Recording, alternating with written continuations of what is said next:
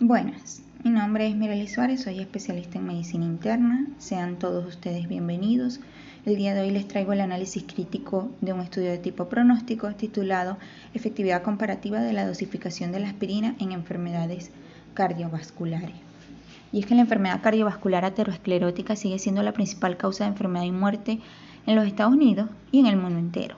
Y se recomienda la aspirina en pacientes con enfermedad cardiovascular aterosclerótica establecida para reducir el riesgo de resultados de salud adversos que son importantes para los pacientes y los médicos. Aunque las guías clínicas de la Sociedad Europea de Cardiología brindan una recomendación definitiva para la aspirina en dosis bajas en pacientes con enfermedad estable, las guías clínicas del Colegio Americano de Cardiología y la Asociación Americana del Corazón no brindan recomendaciones definitivas sobre la dosis de aspirina en pacientes con enfermedad cardiovascular aterosclerótica establecida. De allí que diferentes hallazgos discordantes en estudios observacionales y análisis no permiten establecer una dosis, por lo cual Jones y colaboradores se plantearon el presente estudio, titulado, como ya les dije, Efectividad comparativa de la dosificación de la aspirina en enfermedades cardiovasculares, publicado en el New England Journal of Medicine con un DOI de 10.56, un factor de impacto de 74.699 y al cual sí presentó conflictos de intereses, ya que varios autores del estudio recibieron regalías o becas provenientes del patrocinador. El resumen, introducción, la dosis apropiada de aspirina para reducir el riesgo de muerte, infarto, miocardio y accidente cerebrovascular y para minimizar el sangrado mayor en pacientes con enfermedad cardiovascular aterosclerótica establecida es un tema de controversia. Métodos. Utilizando un diseño pragmático de etiqueta abierta, asignamos al azar a pacientes con enfermedad cardiovascular aterosclerótica establecida a una estrategia de 81 miligramos o 325 miligramos de aspirina por día. El resultado primario de efectividad fue una combinación de muerte por cualquier causa, hospitalización por infarto de miocardio o hospitalización por accidente cerebrovascular, evaluada en un análisis del tiempo transcurrido hasta el evento. El resultado primario de seguridad fue la hospitalización por hemorragia mayor, también evaluada en un análisis del tiempo transcurrido hasta el evento.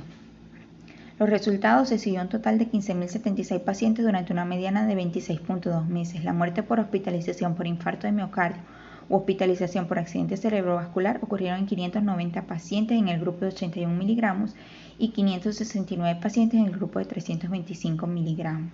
La hospitalización por hemorragia mayor se produjo en 53 pacientes en el primer grupo y 44 pacientes en el grupo de 325 miligramos.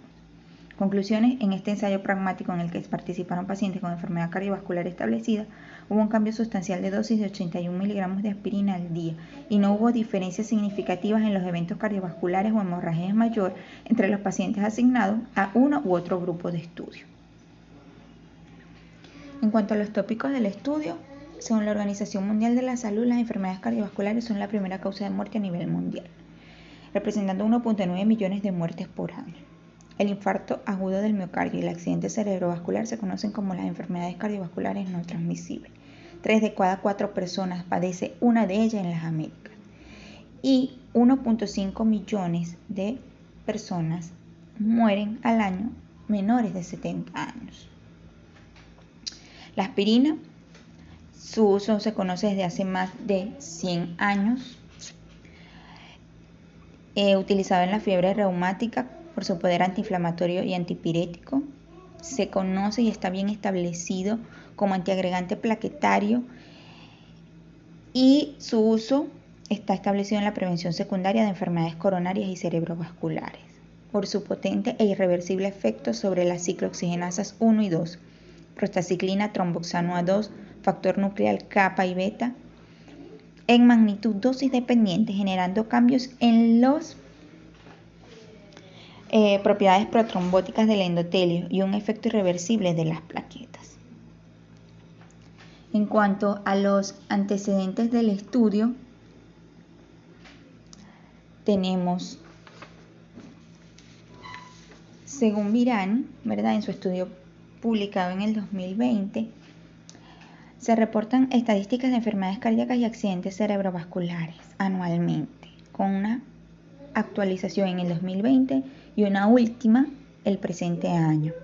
La Asociación Estadounidense del Corazón, junto con los Institutos Nacionales de Salud, monitorea y evalúa continuamente las fuentes de datos sobre enfermedades cardíacas y accidentes cerebrovasculares en los Estados Unidos.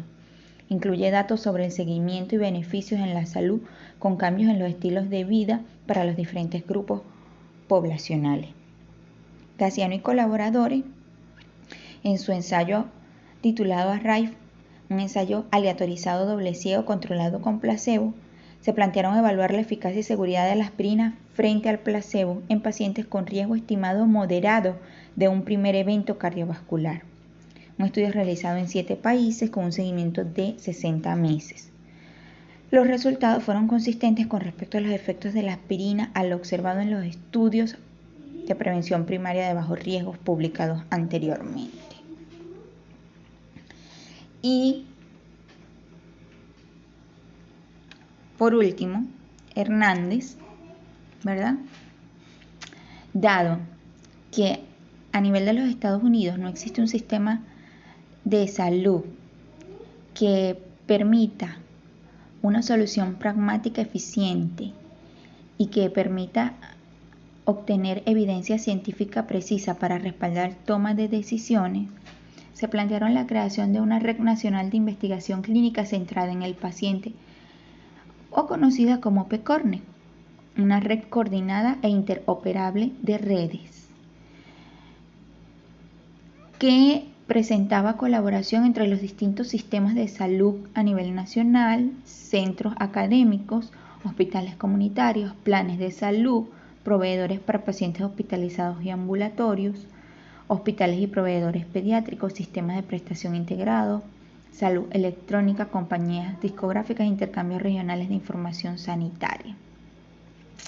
Generalmente comprenden organizaciones de pacientes, familias y defensores afectados por una afección médica particular que se han fusionado en colaboración con investigadores académicos en redes de investigación dedicadas a abordar cuestiones relevantes para su atención y resultado, y que permite actualmente el desarrollo de estudios de tipo pragmático. El diseño de este estudio es un estudio pragmático, y al decirle que es pragmático es porque este tipo de estudio se dirige a lo concreto, a los hechos, a la acción, buscando una solución sin importar los medios a través del cual se llegue. De etiqueta abierta, aleatorizado, multicéntrico, utilizando el plan de salud PECORNE, llevado a cabo en pacientes con enfermedades cardiovasculares ateroscleróticas establecidas, en el cual se plantearon 2 grupos, una estrategia en un grupo de 81 miligramos de dosis de aspirina diaria y el otro grupo 325 miligramos de aspirina diaria,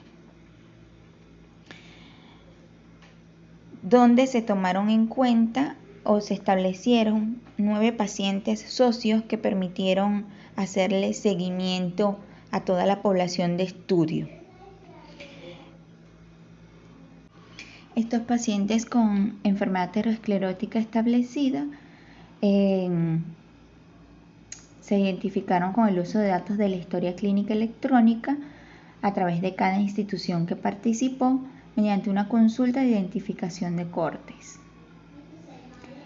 El protocolo de prueba y el plan de análisis estadístico fueron bien descritos, y todos, tanto el protocolo como los materiales orientados al paciente, se diseñaron con este grupo de 9 pacientes socios, llamados también adaptadores, y las actividades de participación del paciente fueron bien coordinadas por un comité. También un comité independiente de seguimiento de datos y seguridad aprobó el protocolo del ensayo y supervisó la seguridad del paciente durante toda la realización del estudio. Todos los pacientes dieron su consentimiento informado electrónico antes de la inscripción. Se realizó un análisis de sensibilidad para evaluar la solidez de los resultados primarios por una posible clasificación errónea de los eventos fuera del sistema de salud de PECORNE. Esto era por aquellos pacientes que perdían alguna consulta o para corroborar que todos los datos que fueron emitidos fueran verdaderos. Hubo un alto porcentaje de pacientes que ya recibían aspirina antes de la realización del estudio, un 92%, por lo cual se realizó un lavado en este grupo de pacientes antes de iniciar el mismo. Entre los criterios de inclusión, edad mayor de 18 años, ambos sexos, con una enfermedad aterosclerótica conocida, infarto agudo del miocardio, angiografía coronaria previa, procedimiento de revascularización previo, que no fueran alérgicos a la aspirina, que no tuvieran hemorragias digestivas significativas en los 12 meses previos antes de la realización del estudio, que no tuvieran trastornos hemorrágicos, que no tuvieran uso de anticoagulantes orales, ni que tuvieran indicación del mismo durante la realización del estudio, que no tomaran ticagrelor, ni embarazadas ni mujeres en periodos de lactancia. En cuanto a las características basales de los pacientes, pacientes con una edad promedio de 67.6 años, el 68.7% de ellos fueron hombres, un 8.7% eran de raza negra, un 3.2% hispanos y 1% asiáticos. El 35.3% de los pacientes tenía infarto agudo del miocardio previo, el 53% tenían revascularización coronaria previa, el 96% recibía aspirina. De ellos, 85.3% recibían 81 miligramos de aspirina, 2.3% 162 miligramos de aspirina diario y 12.2% 325 miligramos de aspirina diario. 6.5 y 6.9% tenían un grupo y raza étnica desconocido. Y el 92.5% de la población tomaba clopidogrel antes del inicio del estudio.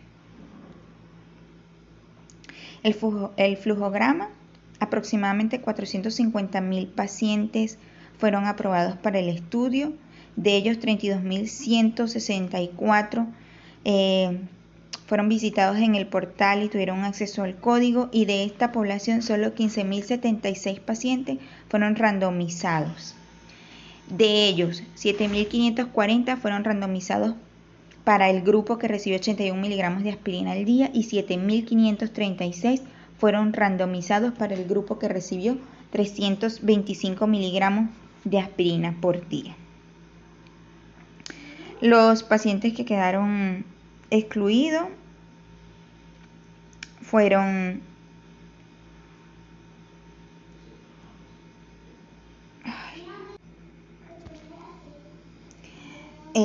aquellos pacientes que no estaban de acuerdo con recibir la dosis de aspirina, que tenían dificultades para la navegación o los medios electrónicos, que no estaban interesados en el estudio, o que les parecía mucho tiempo para la realización del estudio. En cuanto al diseño, la revisión del expediente se realizó 5 años previos, o sea, se tomó en cuenta desde el punto de inicio una revisión del expediente 5 años previos a la realización de este. El reclutamiento fue desde abril del 2016 hasta junio del 2019, de una población total de 15.076 pacientes, 614 pacientes, que representó el 4.1%, retiraron su consentimiento, y 391 pacientes, representados por un 2.6%, tuvieron una participación limitada en el estudio. De estos 15.076, 7.540 pacientes recibieron una dosis de aspirina de 81 miligramos al día y 7.536 pacientes recibieron una dosis de aspirina de 325 miligramos por día. A estos pacientes se les hizo un seguimiento de cada 3 a 6 meses. Recibieron recordatorios por internet a través de correos para la realización de las visitas. y otro grupo de pacientes recibió llamadas telefónicas. Si un paciente perdía la conexión por vía internet, entonces se le pasaba al grupo de llamadas telefónicas. Como les dije, fue un estudio con asignación al azar, 1 a 1 para cada grupo. Los pacientes firmaron su consentimiento electrónico. Y se tomaron en cuenta 9 pacientes socios llamados adaptadores que hicieron el seguimiento durante todo el estudio. Este seguimiento fue hasta junio del 2020. El resultado primario de efectividad: 590 pacientes presentaron el evento en el grupo de 81 miligramos de aspirina y 569 pacientes en el grupo de 325 miligramos de aspirina, con un hazard ratio de 1.02, con un intervalo de confianza del 95% de 0.91 a 1.14.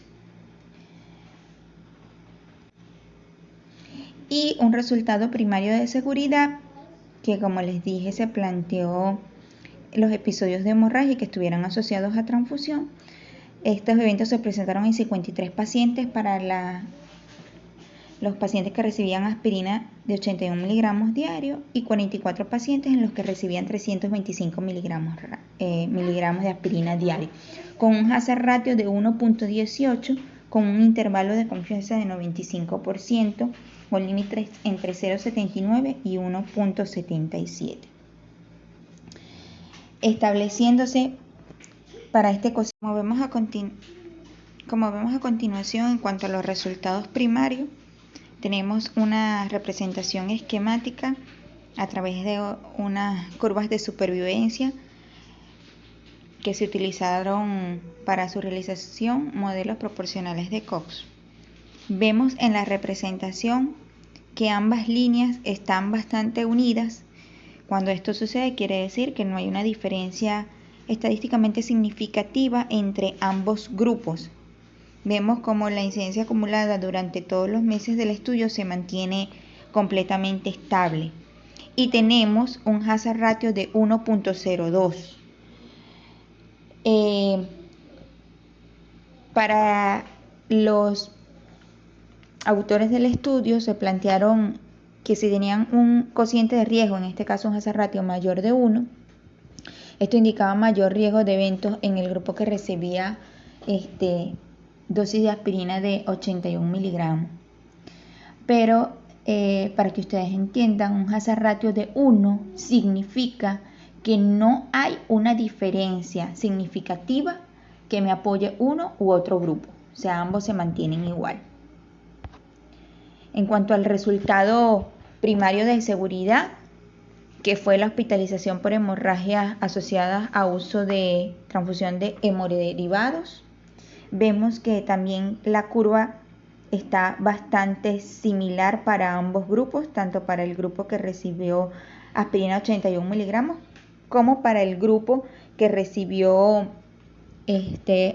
aspirina a 325 miligramos, que es la línea azul, obteniéndose un hazard ratio de 1.18.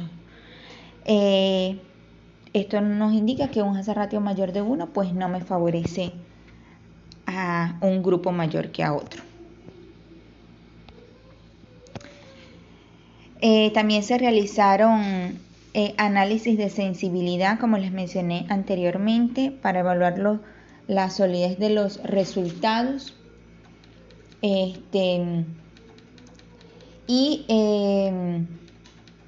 No se encontraron mayores diferencias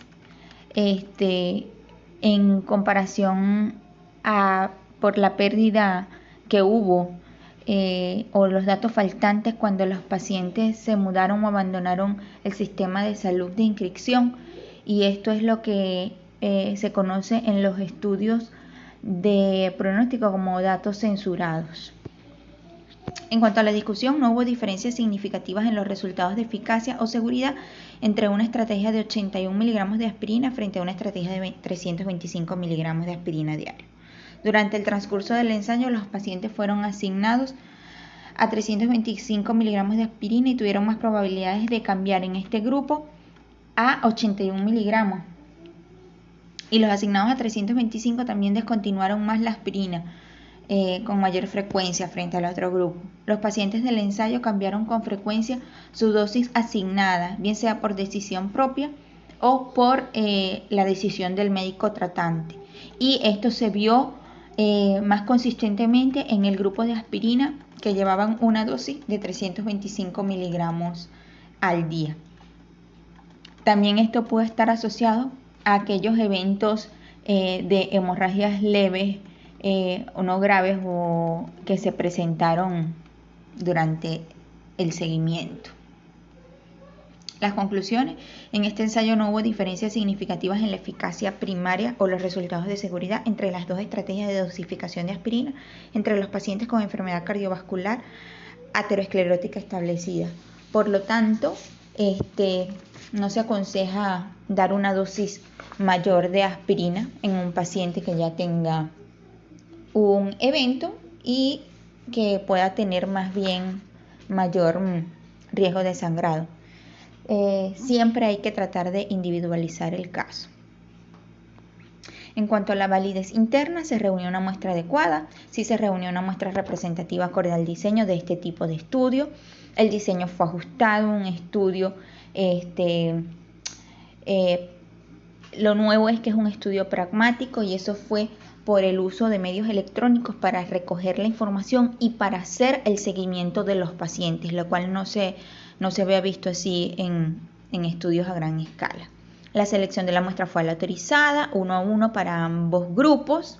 El momento del inicio fue claramente establecido, se estableció el punto del inicio en que las revisiones de expediente que se hizo 5 años previo a la pauta de este inicio, la randomización entre 2016 y 2019 y el seguimiento desde junio del 2019 hasta junio del 2020. Se establecieron bien las características basales para ambos grupos de estudio. La duración del seguimiento fue bastante completo. Si un paciente no era contactado a través de vía electrónica, entonces se pasaba al grupo de llamadas telefónicas para lograr la evaluación respectiva. La exhaustividad del seguimiento, el porcentaje de pérdida estuvo por debajo del 10%, lo cual se considera aceptable para este tipo de diseño. Y se realizó un análisis de sensibilidad para evaluar si hubo algún cambio con respecto a los datos censurados y no se observó mayores cambios, tomando en cuenta el análisis de sensibilidad con la pérdida de los pacientes. No fue un estudio enmascarado, fue un estudio de etiqueta abierta y en este caso pues le permitió tanto a los pacientes como al médico poder jugar con las dosis de aspirina y poder cambiar a los pacientes de una dosis hacia otra, lo cual pues ocasiona sesgo. Las estadísticas: se utilizó el hazard ratio, se utilizaron los riesgos proporcionales de Cobb, los intervalos de confianza fueron bien definidos, no se utilizaron P para la mayoría de los resultados. Los resultados no demostraron ser estadísticamente significativos. Sí hubo un diagrama de flujo bien definido, sí se realizó análisis de sensibilidad. En cuanto a la validez externa, en nuestros medios no contamos con este control tecnológico para llevar a cabo este tipo de estudio. Nuestros pacientes sí presentan este tipo de patologías y sí requieren este tipo de tratamientos, pero para llevar a cabo este tipo de estudio el diseño tendría que ser modificado en nuestro medio, tendría que ser adaptado. Por lo tanto, consideramos a este estudio con un nivel de evidencia 2 negativo, un estudio de cortes, casos controles con alto riesgo de confusión, sesgo o azar y una significante probabilidad de que la relación no sea causal. Un grado de recomendación C, ni recomendable ni desaconsejable, al menos moderada evidencia de que la medida es eficaz, pero los beneficios son muy similares a los prejuicios y no debe justificarse una recomendación general. Para la matriz FODA, Fortaleza, tenemos una nueva forma de recoger información a través de medios electrónicos. Fue un buen protocolo con una gran población de estudio, las oportunidades, la población con patologías cardiovasculares que la tenemos en nuestro medio. En cuanto a la debilidad, fue un estudio de etiqueta abierta y tanto los pacientes como los médicos tomaron decisiones de cambiar de una dosis a otra. En cuanto a las amenazas, la tecnología es costosa y el gran tiempo de ejecución también. Aquí tenemos la bibliografía que se utilizó para la realización del presente estudio y a todos muchísimas gracias por su atención.